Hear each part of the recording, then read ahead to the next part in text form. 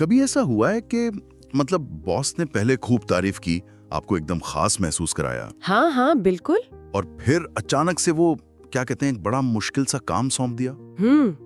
या शायद किसी दोस्त ने पहले मदद की और फिर कुछ ऐसा मांग लिया जो आप मतलब मना ही नहीं कर पाए। हाँ एग्जैक्टली।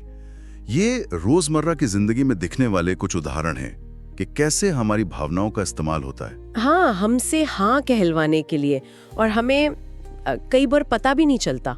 तो आज हम इसी अदृश्य हेरफेर मतलब मैनिपुलेशन की तकनीकों की गहराई में उतरेंगे, ताकि हम इन्हें पहचान सकें। हाँ, और खुद को इनसे बचा सकें। ये जानकारी हमने डार्क साइकोलॉजी जैसे कई स्रोतों से ली है, जिनका सार हम यहाँ रख रहे हैं। मकसद सिर्फ जानकारी नहीं है। नहीं, मकसद है जागरूकता बढ़ाना और मानसिक रूप से मजबूत बनना। चलिए इसे खोलकर समझते हैं। और ये समझना इसलिए बहुत जरूरी है क्योंकि हेरफेर का निशाना अक्सर हमारी भावनाएं होती हैं, हमारी तर्क क्षमता नहीं। हाँ, इमोशंस। बिल्कुल। जब कोई डर, अपराध बोध या शायद लगाव जैसी भावनाओं को उकसाता है, तो हमारी सोचने समझने की शक्ति थोड़ी मतलब धुंधली पड़ जाती है। हाँ, लॉजिक थोड़ा पीछे रह जाता है। सही कहा। इसलिए इन तरीकों को पहचानना ही बचाव का पहला और सबसे अहम कदम है। जागरूकता वो ढाल है जो हमें भावनात्मक दबाव से बचाती है। बिल्कुल। और ये चालाक लोग अक्सर हमारे दिमाग के शॉर्टकट, जिन्हें साइकोलॉजिस्ट कॉग्निटिव बायस कहते हैं, उनका फायदा उठाते हैं। हाँ, ये सोचने के बने बनाए रास्ते हैं। हाँ, जो हमें जल्दी फैसले लेने में मदद तो करते हैं, लेकिन इनका दुरुपयोग भी हो सकता है। जैसे पारस्परिकता का सिद्धांत, रेसिप्रोसिटी। हाँ, रेसिप्रोसिटी। याद है वो मुफ्त डेमो क्लास जिसके बाद वो महंगा पैकेज खरीदने का दबाव सा महसूस हुआ? अरे हाँ, या मॉल में मिलने वाला वो फ्री सैंपल। एग्जैक्टली। ये इसी पर काम करते हैं। हम कुछ मुफ्त मिलने पर थोड़ा एहसान सा महसूस करते हैं ना? हाँ, और एक और बहुत शक्तिशाली बायस है सामाजिक प्रमाण, सोशल प्रूफ। अच्छा, वो कैसे? जैसे जब हम देखते हैं कि हमारे पसंदीदा क्रिकेटर या कोई बॉलीवुड स्टार किसी ऐप या प्रोडक्ट का प्रचार कर रहे हैं, हाँ, या बहुत सारे लोग किसी चीज को इस्तेमाल कर रहे हैं, तो हमें लगता है कि वो चीज भरोसेमंद होगी, अच्छी ही होगी। मतलब भीड़ के साथ चलो। हाँ, उसमें सुरक्षित महसूस करते हैं हम। और तीसरा है अभाव या कमी का एहसास कराना। ऑफर बस आज रात 12 बजे तक, अरे हाँ, सिर्फ 2 सीटें बची हैं, या ये लिमिटेड एडिशन है। इस तरह की बातें ये क्यों काम करती हैं? ये सीधे तौर पर हमारे खोने के डर पर, मतलब FOMO, fear of missing out, उस पर असर डालती हैं। अच्छा। हमें लगता है कि अगर हमने अभी फैसला नहीं लिया तो हम कुछ कीमती गवा देंगे, कोई चीज, कोई मौका या कोई खास डील। सोचने का टाइम ही नहीं देते। बिल्कुल। और ये देखना बड़ा इंटरेस्टिंग है कि कैसे ये जो अर्जेंसी होती है ना, हाँ, ये लॉजिक पर हावी हो जाती है और हम बिना पूरी तरह सोचे समझे हाँ कह देते हैं। इन दिमागी शॉर्टकट्स के अलावा हेरफेर के कुछ खास पैटर्न भी होते हैं, है ना, जिन्हें पहचानना जरूरी है। हाँ बिल्कुल। जैसे शायद डार्क ट्राइड के बारे में सुना हो।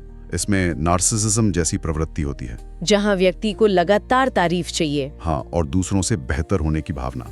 या फिर मैकियावेलिनिज्म, जहाँ लोग बहुत सोच समझकर, स्ट्रैटेजी बनाकर दूसरों का इस्तेमाल करते हैं अपने मकसद के लिए।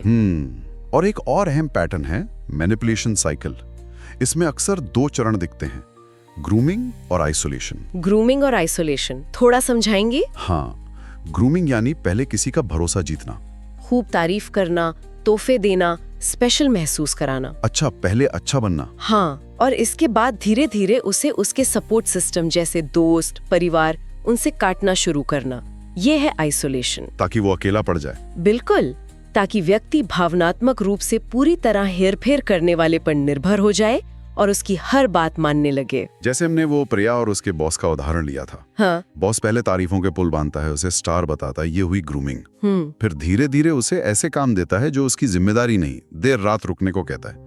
और अगर प्रिया मना करती है तो उसे गिल्टी महसूस कराता है, टीम के प्रति गैर जिम्मेदार या एहसान फरामोश। ये आइसोलेशन की तरफ एक कदम है, अपराध बोध पैदा करना। हाँ, ये तो एक चक्रव्यूह जैसा बन जाता है। और ये पैटर्न हमें कहीं भी दिख सकते हैं, दफ्तर में, निजी रिश्तों में, ऑनलाइन दोस्ती में, यहाँ तक कि कई बार कोचिंग सेंटर्स या सेल्स वाली जगहों पर भी। सही कहा। लेकिन हमारा मकसद किसी पर लेबल लगाना नहीं है ना, कि ये नार्सिसिस्ट है या कुछ और। नहीं, बिल्कुल नहीं। बल्कि इन व्यवहार के पैटर्न्स को पहचानना सीखना है। कुछ खास तरह के वाक्य होते हैं जो चेतावनी हो सकते हैं। जैसे तुम कुछ ज्यादा ही सोच रही हो, या अगर तुम सच में मेरी परवाह करती करती तो तुम ऐसा करते करती। हाँ, ये इमोशनल ब्लैकमेल जैसा। बिल्कुल। या ये तो तुम्हारे भले के लिए ही कह रही हूँ। इन पे ध्यान देना बहुत जरूरी है। तो फिर सवाल उठता है कि भाई इन सब से बचाव कैसे किया जाए? क्या कोई तरीका है? हाँ बिल्कुल है। सबसे पहला और बुनियादी कदम है अपनी सीमाएं, मतलब बाउंड्रीज तय करना और उन्हें स्पष्ट रूप से बताना, और उससे भी ज्यादा जरूरी है उन सीमाओं पर टिके रहना। ये मुश्किल हो सकता है। हाँ, मुश्किल हो सकता है, खासकर जब सामने वाला इमोशनल दबाव डाले, लेकिन ये आत्मसम्मान के लिए बेहद जरूरी है। और कुछ प्रैक्टिकल तरीके? हाँ, पहला, फैसला लेने में कभी जल्दबाजी ना करें, खासकर जब दबाव महसूस हो रहा हो। अच्छा। आत्मविश्वास से कहें, मुझे सोचने के लिए थोड़ा वक्त चाहिए, मैं कल बताती हूँ। अगर कोई आपको वक्त देने को तैयार नहीं है तो वो अपने आप में एक रेड फ्लैग है। बिल्कुल, वो एक बड़ा संकेत हो सकता है। दूसरा, सवाल पूछने से न डरें। क्लैरिफिकेशन मांगे। हाँ, जैसे अगर मैं आपकी बात ना मानूं तो क्या होगा, या आप मुझसे ऐसा करने के लिए क्यों कह रहे हैं। एक ईमानदार व्यक्ति आपके सवालों का सम्मान करेगा, जवाब देगा, जबकि एक हेरफेर करने वाला शायद गुस्सा हो जाए, बात टाले या और ज्यादा दबाव बढ़ाए। और ये सीमाएं और सवाल पूछना सिर्फ आमने सामने नहीं, डिजिटल दुनिया में भी जरूरी है ना? अरे हाँ, आजकल तो बहुत जरूरी है। ऑनलाइन इंटरैक्शन में सतर्कता और भी ज्यादा चाहिए। जैसे अनजान लिंक पर क्लिक करने से बचें। अपना यूपीआई पिन या पासवर्ड कभी किसी से साझा ना करें, चाहे वो कितना भी भरोसेमंद क्यों न लगे। सही बात है। ऑनलाइन जानकारी को भी वेरीफाई करें। और हाँ, ये भी समझना जरूरी है कि प्रभाव डालना हमेशा नेगेटिव नहीं होता। नैतिक प्रभाव अलग है, वो पारदर्शिता, सम्मान और सहमति पर आधारित होता है। हाँ, वो अलग बात है। असली बचाव सिर्फ ना कहना सीखना नहीं है, बल्कि अपने आत्ममूल्य, अपनी सेल्फ वर्थ को समझना और उसे प्राथमिकता देना है। जब आप अपनी कीमत समझते हैं तो दूसरों को आपका फायदा उठाने देना मुश्किल हो जाता है।